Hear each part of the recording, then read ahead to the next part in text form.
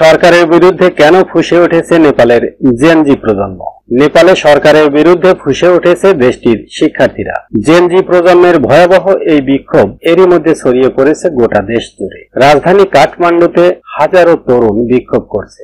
Gen Z বিক্ষোভকারীরা দেশটির new বানেশ্বরে অবস্থিত পার্লামেন্ট ভবনে ঢুকে পড়েছে। তারা পুলিশের ব্যারিকেড ভেঙে এবং গেট টপকে সেখানে প্রবেশ করে। এদিকে আন্দোলনকারীদের উপর পুলিশের গুলিবর্ষণে অন্তত 14 জন নিহতের খবর পাওয়া গেছে। সোমবার দেশটির বিভিন্ন হাসপাতালের বরাতে এক প্রতিবেদনে এ তথ্য জানিয়েছে দ্য হিমালয় টাইমস। কেন এই বিক্ষোভ? সম্প্রতি নেপালে সামাজিক যোগাযোগ মাধ্যম নিষিদ্ধ করা হয়। এর ফলে গত 4 সেপ্টেম্বর থেকে দেশটিতে ফেসবুক, হোয়াটসঅ্যাপ, ইনস্টাগ্রাম, ইউটিউব সহ 26টি সোশ্যাল মিডিয়া প্ল্যাটফর্ম বন্ধ রয়েছে। সামাজিক যোগাযোগ মাধ্যম বন্ধের সিদ্ধান্ত এবং সরকারের দুর্নীতির বিরুদ্ধে মূলত ক্ষোভে ফুঁসে উঠেছে নেপালের জেনজি প্রজন্ম।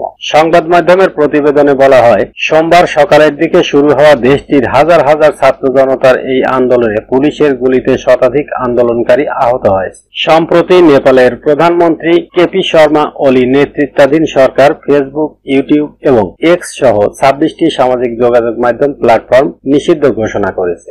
এর প্রতিবাদে রাজধানী কাঠমান্ডুতে শুরু হওয়া বিক্ষোভ এখন হিমালয় কন্যা খ্যাত দেশটির সর্বত্র ছড়িয়ে পড়েছে। বিক্ষোভ দমনে দেশটির পুলিশ বিক্ষোভকারীদের লক্ষ্য করে রাবার বুলেট, টিয়ার গ্যাস এবং জলকামান নিক্ষেপ করছেন। বিক্ষোভে অংশ নেওয়া তরুণ এক বিক্ষোভকারী অন্যদের শান্ত থাকার আহ্বান জানিয়ে বলেন, ভেতর থেকে কিছু স্বার্থান্বেষী গোষ্ঠী জনতার আন্দোলনে উস্কানি দিচ্ছে। তিনি বলেন, আজ আমরা ইতিমধ্যেই জয়ী হয়েছি। গত বৃহস্পতিবার নেপালের ক্ষমতাসীন সরকার ফেসবুক ও ইনস্টাগ্রাম সহ বেশ কিছু সামাজিক যোগাযোগ মাধ্যম নিষিদ্ধ করে। দেশটির যোগাযোগ ও তথ্য প্রযুক্তি মন্ত্রণালয়ে নিবন্ধন করতে ব্যর্থ হওয়ায় এসব সামাজিক যোগাযোগ মাধ্যম বন্ধ করে দেওয়া হয়। এর আগে দেশটির সরকারি এক নোটিশে বলা হয়েছিল, আগস্ট 28 থেকে আগামী এক সপ্তাহের মধ্যে দেশের সচল সব সামাজিক যোগাযোগ মাধ্যমকে নিবন্ধন করতে হবে। কিন্তু নির্ধারিত সময়সীমার মধ্যে Meta, Facebook, Instagram, WhatsApp, YouTube, X, Reddit এবং লিঙ্কডইন এর মতো প্রতিষ্ঠানগুলো কেউই আবেদন জমা দেয়নি।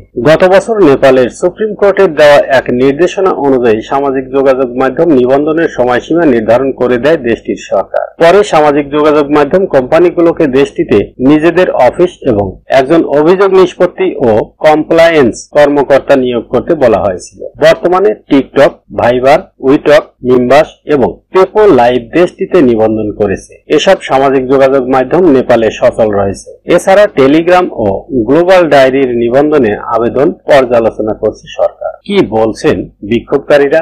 নেপালি সংবাদ মাধ্যম দ্য কাঠমান্ডু পোস্ট বলেছে, নেপালে ফেসবুক ব্যবহারকারীর সংখ্যা প্রায় 1,35 লাখ এবং ইনস্টাগ্রাম ব্যবহারকারী প্রায় 36 লাখ।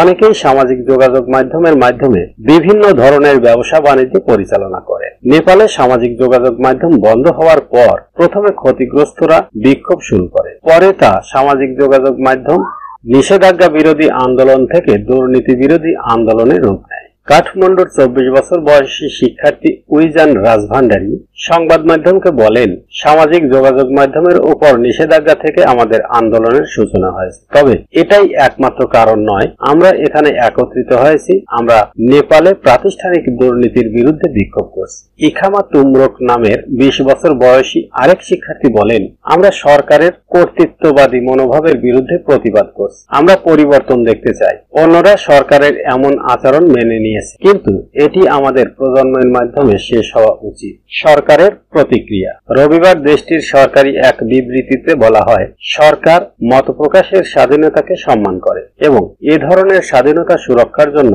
উপযুক্ত পরিবেশ তৈরির বিষয়ে প্রতিশ্রুতিবদ্ধ। এর আগে দেশটির সরকার অনলাইন প্রতারণা ও মানি লন্ডারিং কাজে ব্যবহারের অভিযোগে টেলিগ্রাম নিষিদ্ধ করে। গত বছর নেপাল সরকার টিকটক নিষিদ্ধ করেছিল। তবে আগস্টে টিকটক নেপালের অনলাইন মানতে সম্মত হওয়ায় নিষেধাজ্ঞা প্রত্যাহার করে নেওয়া হয়।